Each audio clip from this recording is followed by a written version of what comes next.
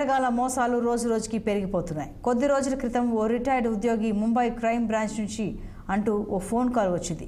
మీ ఆధార్ నెంబర్తో అనుసంధానమైన 3 బ్యాంక్ అకౌంట్ల నుంచి దావూద్ ఇబ్రహీం ఖాతాలకు డబ్బులు బదిలీ అయిందని ఫోన్ చేసిన వ్యక్తి తెలిపాడు. మీపై అరెస్ట్ వారెంట్ జారీ అయిందని, నేను చెప్పేదాకా మీరు ఉన్న చోట నుంచి కదలకూడదని, ఎవరికి ఫోన్ చేయొద్దని హెచ్చరించారు.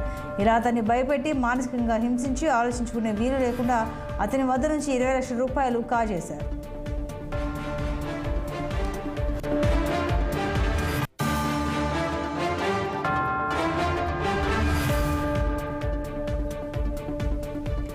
ఓ పోలీస్ కమిషనర్ బంధువుకి సైబర్ నేరగాలు కాల్ చేసి ఆన్లైన్ ఇన్వెస్ట్మెంట్తో లక్షల్లో ఆదాయం అంటూ వలవేసి పలు దఫాలుగా 16 లక్షలు కాజేశారు. ఇదే తరహాలో మరో రిటైర్డ్ ఉద్యోగి వద్ద 13.5 కోట్లు, ఇంకో రిటైర్డ్ ఇంజనీర్ వద్ద 5 కోట్లు దండుకున్నారు. మరో కేసులో హైదరాబాద్కు చెందిన మహిళా పోలీస్ అధికారి దగ్గర బంధువైన ఒకరు సైబర్ కేటుగాల వాళ్ళకు చిక్కి 5 లక్షలు పోగొట్టుకుంది. నగరంలోనే నివసించే ఆర్మీ అధికారి, ఆయన కుటుంబ సభ్యులు ఇలాంటి సైబర్ కేటుగాల ట్రాప్లో పడి 50 లక్షలు పోగొట్టుకున్నారు. ట్రేడింగ్లో 500% లాభాలు వస్తాయంటూ రామ్కోటికి చెందిన ఓ వ్యాపారిని నమ్మించిన సైబర్ క్రిమినల్స్ ఆయనతో పెట్టుబడులు పెట్టించి కొద్ది మొత్తంలో లాభాలు చూపారు. కానీ ఆ డబ్బు తీసుకోవాలంటే మరింత పెట్టుబడి పెట్టాలంటూ ఒత్తిడి తెచ్చారు.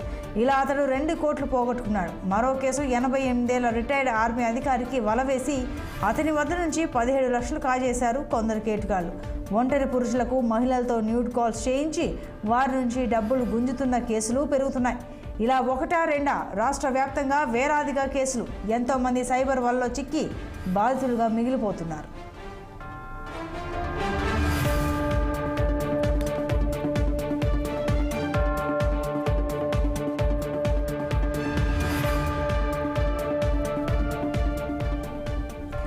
తెలంగాణ రాష్ట్రంలో ఈ తరహా నేరాల సంఖ్య పెరుగుతుండటంతో సైబర్ సెల్ అప్రమత్తమైంది. ఇలాంటి ఘటనల్లో స్వల్ప మొత్తంలో పోయిన డబ్బును వెంటనే రికవరీ చేస్తున్నప్పటికీ పెద్ద మొత్తంలో జరిగే మోసాల్లో రికవరీ సమస్యగా మారుతోంది.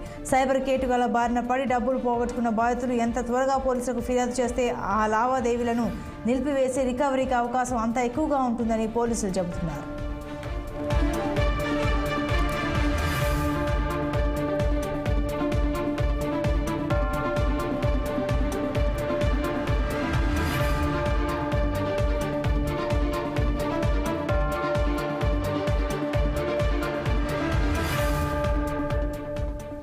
ఢిల్లీ, గుర్గాం, యూపీ, కోల్కతా, ముంబై తదితర నగరాల్లో సైబర్ నేరగాలు ప్రత్యేకంగా కాల్ సెంటర్లు ఏర్పాటు చేసుకుని మరీ మోసాలకు పాల్పడుతున్నారు. ఒక్కో సైబర్ ముఠా దాదాపు 100 మంది దాకా టెలికాలర్స్ను ఏర్పాటు చేసుకుని మార్కెట్లో లభ్యమయ్యే కస్టమర్ల సమాచారాన్ని కొనుగోలు చేసి కోట్లు లూటీ చేస్తున్నారు.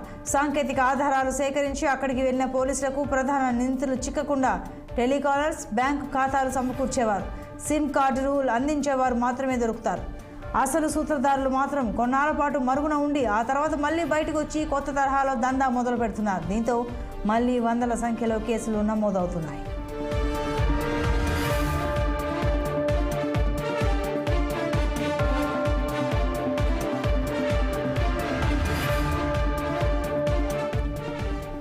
ఒక్క హైదరాబాద్ సిటీ కమిషనరేట్ పరిధిలో రోజుకు 2 కోట్ల దాకా ఈ సైబర్ నేరగాలు కేవలం ఫోన్ కాల్స్ ద్వారా కొల్లగొడుతున్నారని, ఈ లెక్కన ఏడాదికి వారు 750 నుంచి 1000 కోట్ల దాకా ప్రజాధనం లూటీ చేస్తున్నారని Hyderabad city police commissioner Kothakota Srinivas Reddy వెల్లడించారు.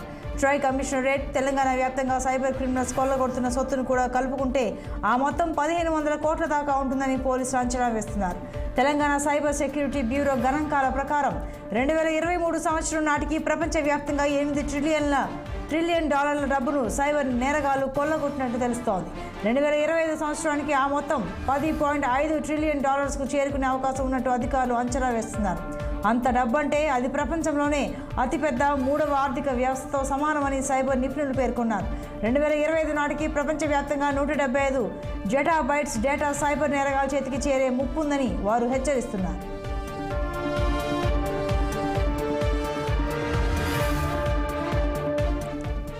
సైబర్ నేరాల బాధితులు ఎక్కువగా ఉన్నత విద్యావంతులు, సాఫ్ట్వేర్ నిపుణులే ఉంటున్నారని గత ఏడాది కాలంగా నమోదైన కేసులు స్పష్టం చేస్తున్నాయి.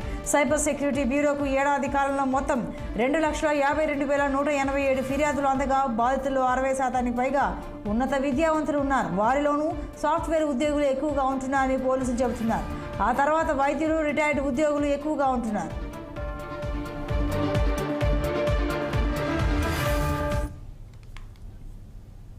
ఇవి bulletin updates. Keep watching 6 TV.